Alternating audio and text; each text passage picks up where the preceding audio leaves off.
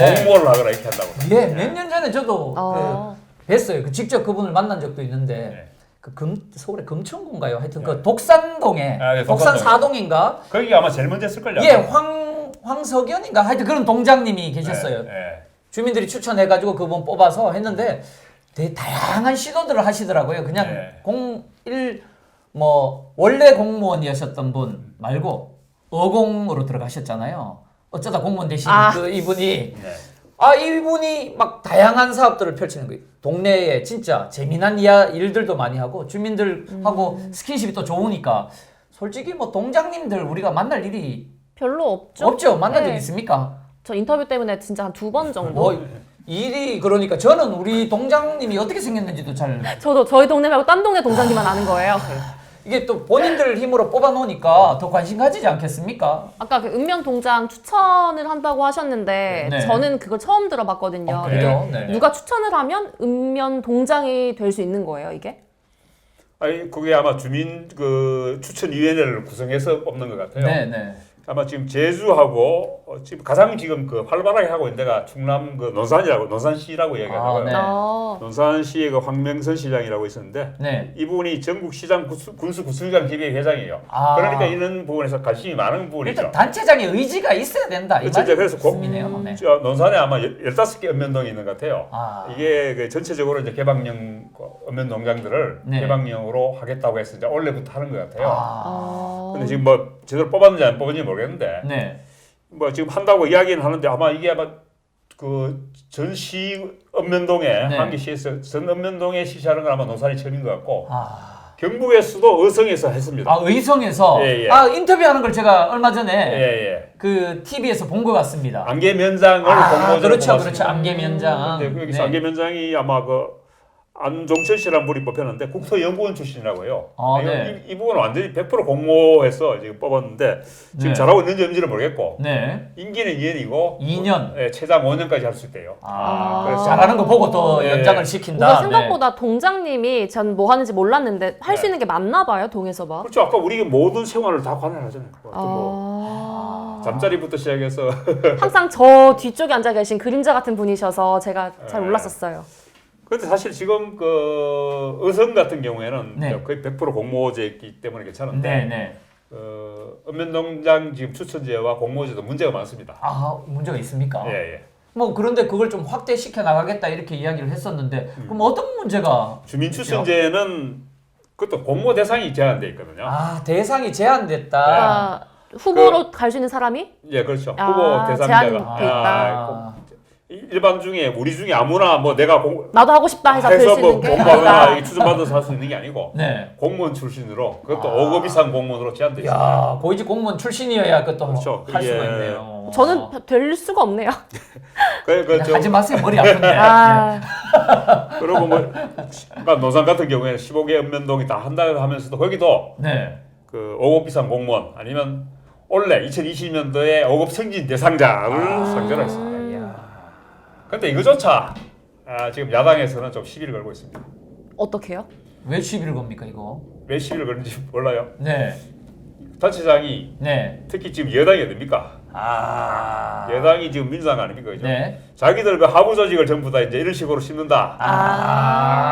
그럴 수도 있겠네요. 그죠? 그런 식으로 이제 지금 조금 이렇게 모나게 보면 그런 것도 그렇게 보일 수밖에 없죠. 아니 뭐 지금 공수처도 마찬가지잖아요.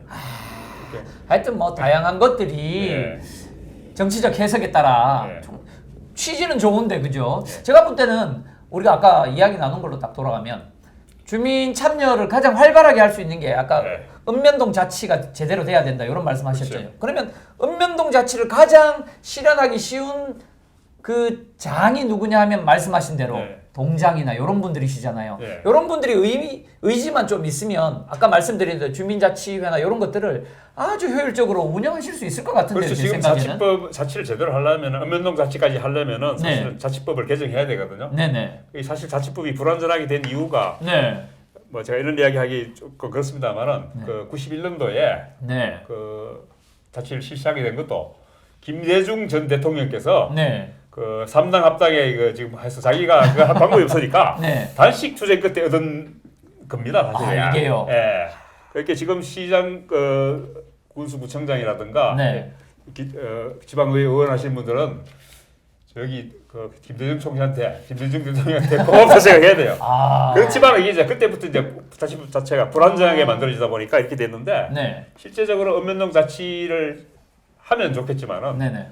안 된 상태라도 지금이라도 단체장의 의지만 있다면은 네. 이렇게 뭐 저 읍면동장 공모제라든가 이런 통해서 할 수 있죠. 주민들의 의견을 적극 반영해서 할 수 있는. 근데 이제 제한된 상태에서 할 수 있는데 이것조차 안 하는 단체장이 다 대부분이죠. 일단 귀찮으니까. 그리고 시끄러워지면은 시끄러워지면 본인만 손해니까. 그렇죠. 그러고 공무원들도 자리 줄여서 있잖아. 자기가 보낼 수 있는 끝발이 줄여서 인사권이 제한돼 버는데 자기가 임명장 줘서 보낼 공무원들 숫자가 줄어들어버리면 누가 좋아하겠어요? 여러 가지 이해관계 때문에 이제 잘 안 되고 공무원들도 한테 자기 폼도 못 잡고. 이게 주민자치회나 이런 게 좀 제대로 되려 그러면 그 주민자치의 권한이나 이런 것들이 좀 있어야 되는데 실질적인 권한이 별로 없죠. 예, 그렇죠. 그럼 모여가지고 도대체 뭐 하는 거죠? 그것도 사실 지금 보면 어떻게 보면은 단체장이 재량에 따라 권한을 쓸 수 있죠. 지금 뭐 주민참여예산제도 뭐 지금 예산이 얼마 안 되잖아요, 그죠? 그걸 액수를 만약에 뭐 10억, 뭐 20억, 뭐 100억 이런 식으로 늘리면은 주민이 참여 안 하겠어요? 자기 주머니에 돈이 들어올 수도 있고 자기 집 앞마당에 지금 금덩어리 갖다 놓을 수도 있는데 그러면 참여 안 하겠어요? 그렇겠네요, 그죠? 근데 너무 미미하니까 뭐 해도 되고 안 해도 되고. 그렇죠. 그렇다고 해서 또 뭐 자기들이 다 짜고 해놓은 걸 또 시키는 대로 하는 거니까 그 돈 줘서 마음대로 하는 것도 아니고. 그렇겠네요. 딱 그냥 거기에 의지에 부합하는 사람들만 참여할 수 있는 그냥 그런 시스템이 돼버린 것 같아요. 실은 뭐 본격적인 그런 주민참여 예산제가 만약에 되더라도 주민자치회나 이런 게 활성화돼 있으면 거기서 회의를 통해서 우리는 이런 거에 하자 이렇게 되는데 주민참여 예산제도 보면 보통은 그냥 좀 행정에서 도움 줘서 이런 쪽이 안 좋겠습니까? 이렇게 사용되는 겁니까? 아니면 순수한 주민들이 의사결정을 해서 주로 쓰여지는지 그런 그렇지는 않죠. 대충 뭐 이런 거 하자 하고 정해줄 걸요. 아마 정해주고 이제 그래가지고 이제 늦게 열어내보라 하고 포함하는 몇 명 이상이 모여서 이렇게 계획서를 내면은 승인이 되고 그런 과정이 있는 걸로 제가 한번 본 적이 있었는데 정말로 주민한테 꼭 필요한 것보다는 이렇게 봤을 때 예쁜 것들 그런 걸 좀 승인해주는 경우가 많았던 것 같아요. 뭐 앞으로 이게 더 활성화가 되면 그러한 것들도 주민자치회가 직접 결정해서 우리 마을에는 요런 게 필요하니까 요렇게 쓰자 결정한 대로 좀 따라가고 이런 거부터 우리가 자꾸 경험을 해야 자치로 더 나아가지 않을까. 근데 지금 사실 뭐 주민자치위원회에서 주민자치회로 간다고 하지만은 뭐 주민참여예산제도 마찬가지고 이게 사실 그 행정 지금 그 뭐죠 행정안전부인가 행정자치부인가 이름도 자주 바뀌었는데 행안부 그쪽에서 내려와서 하는 거니까 이게 사실 제대로 된 자치를 한다고 기대하기가 힘든 거죠. 법적 제도적 장치가 안 되고 언제든지 그냥 던져준 건 언제든지 뺏들어갈 수 있다는 거죠. 끊길 수가 있고. 주민들이 스스로 그래서 얻는 거라든가 법적 제도적 정비가 시스템화돼 있지 않으면은 우리가 지금 사실은 그 원체적인 법 제도가 미비하니까 지금 그 단체장들한테라도 이런 걸 좀 관심을 가지라고 이야기는 하는 차원에서 하지만은 언제든지 지하기 싫으면 안 해버리게 될 수 있으니까. 그렇죠. 그렇군요. 그 우리 주변에서도 좀 찾아보면 뭐 주민들이 막 참여하고 마음만 먹으면 그런 것들이 좀 믿는 것 같아요. 저도 몇 번 그 원탁 회의, 시민 원탁 회의, 시민 원탁 회의 그런데 몇 번 참석해본 경험이 있거든요. 그래서 뭐 의견을 모으시던데. 원탁 회의 뭐 어떤 거 해봤어요? 그때 뭐 문화와 관련된 거. 뭐 또 문화 전문가시니까. 그쪽으로 한번 갔었고. 또 하나는 그 주민 참여 예산제를 어떻게 사용할 것인가 그런 거. 뭐 호텔에서 하시더라고요. 그런 데도 가봤고. 하여튼 뭐 주변에 소식은 다 듣고 있습니다. 관심 많으시군요. 관심이 많아서 그런 건 아닌데 그런 것들을 좀 알아야 되니까 이런 의지를 가지고 이런 식으로 가겠구나 하는 마음으로 참여를 해봤거든요. 근데 시간도 좀 짧기도 짧고 좀 더 깊이 있게 들어가는 데는 좀 한계가 있더라고요. 저는 미세먼지 할 때 참여를 한 적이 있었거든요. 그래요? 되게 숨을 잘 쉬어야 된다 생각이. 환경에 대해서.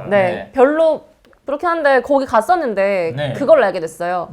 생각보다 동원된 분들이 굉장히 많았다.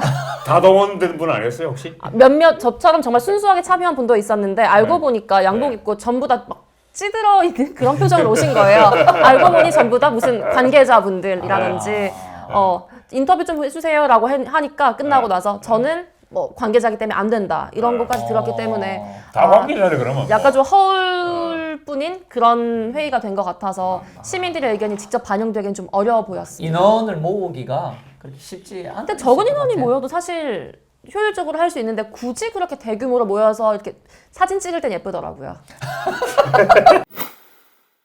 그리고 내용도 정말로 아까 깊이 있게 못 들어간다고 하셨는데 네. 시간이 뭐 몇 분부터 몇 분까지 이걸 하고 1번 주제, 2번 주제, 3번 주제, 4번 주제 네. 정말 간략하게 적고 끝내고 뭐 버튼 누르고 끝내고 그렇게 해버리니까 사람들이 제 의견에 말할 시간이 주어지지가 않는 거예요. 네.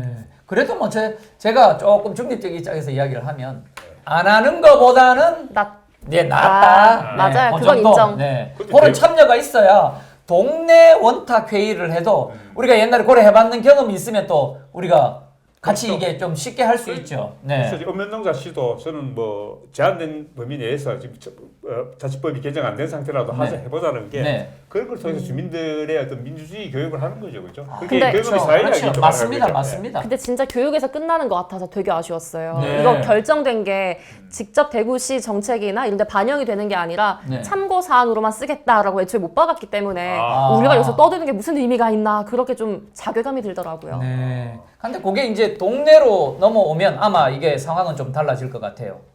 그거 혹시 시장이 자기 그 전시 폼 잡으려고 한 거 아니에요? 그거? 전 아무 말도 하지 않았어요. 네. 저도 모르겠습니다. 네. 네. 그래도 네. 안 하는 것보다는 낫다고. 비겁하게 저도 안 하는 것보다 낫다고 비겁한 것보다 안 하는 생각해요. 것보다는 낫.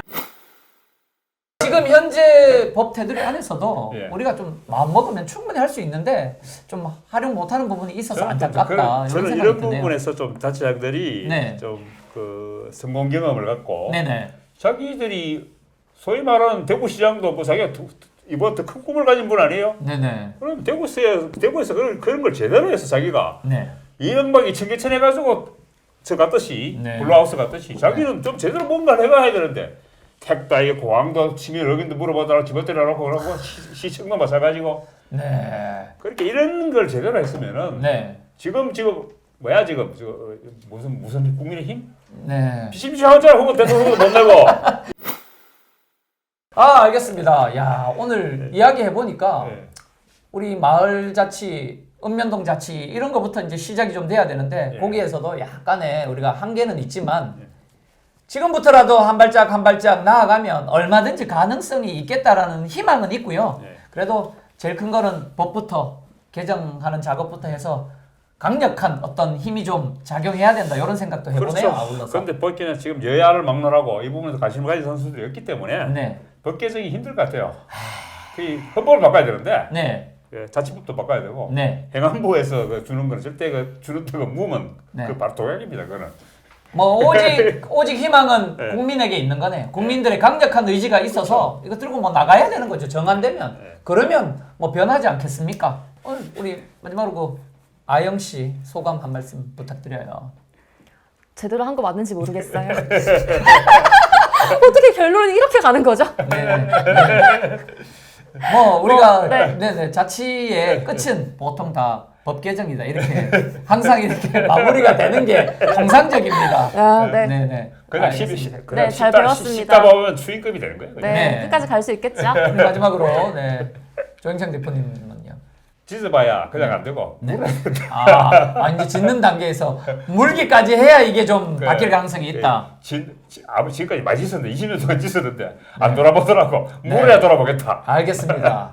자, 문건 튜브 자치 문건을 알려주마. 다음 시간에는 더 많이 물어오도록 하겠습니다. 감사합니다. 감사합니다.